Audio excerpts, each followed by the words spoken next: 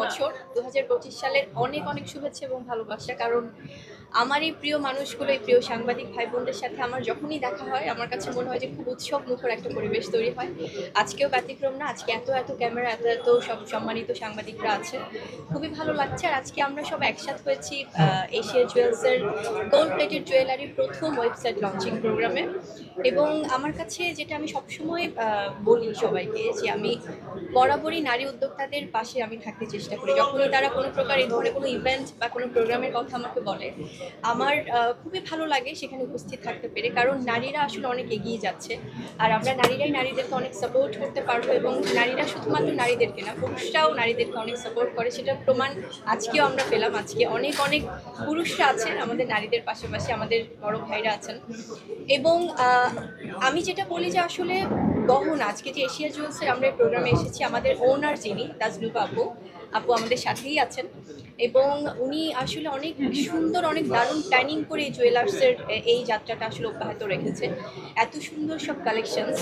এবং আমি যখন এই প্রোগ্রামটার যখন আমন্ত্রণ পাই, চিফ গেস্ট হিসেবে যখন আমাকে আমন্ত্রিত করা হলো, আমাদের সবার প্রিয় গৌতম সাহা দাদা, আমাদের অনেক ভালোবাসার কোরিওগ্রাফার, দাদার সাথে আমার অনেক, যে প্রতিদিন আমরা খুব র্যান্ডম কাজ হচ্ছে তা না, বাট যখনই কোনো এক্সক্লুসিভ প্রোগ্রাম হয় তখনই দাদা আসলে আমাকে নক করে যে আমি ফ্রি আছি কিনা বা আসতে পারবো কিনা। এবং এত দারুণ করে প্ল্যানিং করে যে আসলে না আসে পারিই না। তো সেখান থেকে আজকের প্রোগ্রামটাতে এভাবেই আসা।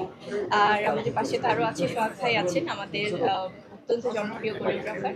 তো খুবই ভালো লাগছে। এবং আমি বলবো যে জুয়েলার্স বা জুয়েলারি এমন একটা বিষয়, গহনা আসলে নারীদের সৌন্দর্যের প্রতীক। সেটা বরাবরই আমি বলি যে গহনা মানুষকে এত সুন্দর করে উপস্থাপন করে, এবং এটি কিন্তু একটা সম্পদ, একটা অ্যাসেট।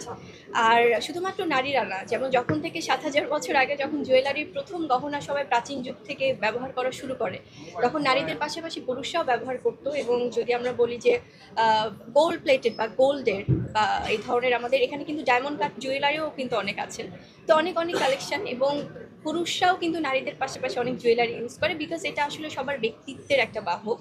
তো ভীষণ ভালো লাগছে। আমি চাই এই যে স্মার্টেস্ট যুগে 2025 সাল আসছে, সেখানে প্রথমবারের মতো ওয়েবসাইট লঞ্চিং হলো জুয়েলারি কোনো শপের। তো এটা আসলে দর্শকরা বা যারা ক্রেতারা আছেন তাদের জন্য অনেক সহজলভ্য হবে। তারা সহজেই এখানে কানেক্টেড থাকতে পারবে এবং তারা নিজের পছন্দ মতো আসলে জুয়েলারি সংগ্রহ করতে পারবে। আমার অনেক আগে থেকে আসলে দাদার সাথে কাজ করা হয়, কারণ যে কোনো ব্রাইডাল শ্যুট বা একটা এক্সক্লুসিভ কোনো শ্যুট হলেই দাদা আমাকে বলে, বিকজ আমি তো আসলে চলচ্চিত্রের মানুষ। সো চলচ্চিত্রের শুটিংটা নিয়েই স্বাভাবিকভাবেই ব্যস্ততা থাকে। তো হয়তো বা সবসময় টাইমে বা ব্যাটে বলে মিলে না। তো যখনই দাদা মনে করে যে একটু আগে থেকে বলে যে তুই এই সময়টা কিন্তু ফ্রি থাকিস, বা আমরা একটা দারুণ একটা প্ল্যানিং করছি, বা একটা সুন্দর আমরা এক্সক্লুসিভ কোনো শ্যুট করব, তো তখনই আসলে শ্যুট হয়। বাট এটা নতুন না, অনেক দিন আগে থেকেই আমার দাদার সাথে কাজ হয়। তো হয়তো বা ইদানিং আসলে হয়তো, কারণ এখন একটু উইন্টার সিজন, সো ব্রাইডাল ব্যাপারটা একটু সবার মধ্যে বেশি, তো সেখান থেকে ওই প্ল্যানিংটা হয়। আর দাদা ভীষণ অমায়িক এটা যারা কাজ করেছে, বিকজ উনি এমন কোনো সেলিব্রিটি নাই যাদেরকে নিয়ে কাজ করেনি। তো সেখান থেকে আমিও ব্যতিক্রম না। অত্যন্ত স্নেহ করে আমাকে ছোট বোন হিসেবে। তো ভীষণ অমায়িক একজন মানুষ, খুব আন্তরিক, কাজের অভিজ্ঞতা খুবই ভালো সবসময়।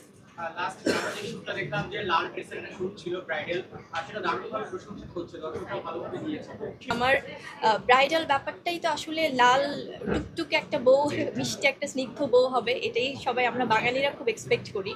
তো সেই জন্য সেরকম একটা লুক এসেছে এবং সবাই ভীষণ প্রশংসা করছে। এবং আরেকটা লুক আমাদের হয়েছে, যেটা অফ হোয়াইটের মধ্যে একটা পাকিস্তানি ব্রাইডাল লুক, সেটা আমাদের এই শ্যুটটাই আমরা করেছি আকলিমা খান আপুর সুন্দর একটা ব্রাইডাল লুকের জন্য, পার্লারের জন্য।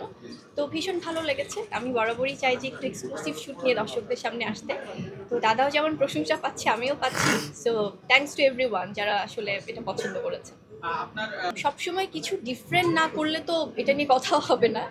তো দেখা যায় যে আমরা আমাদের শ্যুটের সময় আমরা জানতাম যে এটা নিয়ে হয়তো বা অনেকে খুব পজিটিভভাবে নিবে, আবার হয়তো বা অনেকে একটু ভাববে যে একটু ডিফারেন্টভাবে আলোচনা করবে।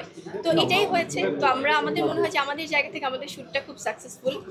আর হয় কি, আমরা যদি নতুনদের সাথে কাজ না করি, আমরা যারা বেশ কয়েক বছর হয়ে গেছে, আমার হয়তো বা 9-10 বছর একটা জার্নি, তো সেখানে আমরা যদি নতুনদের সাথে কাজ না করি, যদি একটু ডিফারেন্ট না লাগে, তো সেখানে আসলে চেঞ্জেস পাবে না দর্শকরা। তো ওইটাই আসলে করা হচ্ছে, একটা এক্সপেরিমেন্টাল শুট করা হয়েছে এবং আমরা সাকসেস, যে সবাই এটা নিয়ে কথা বলছে। Thank you.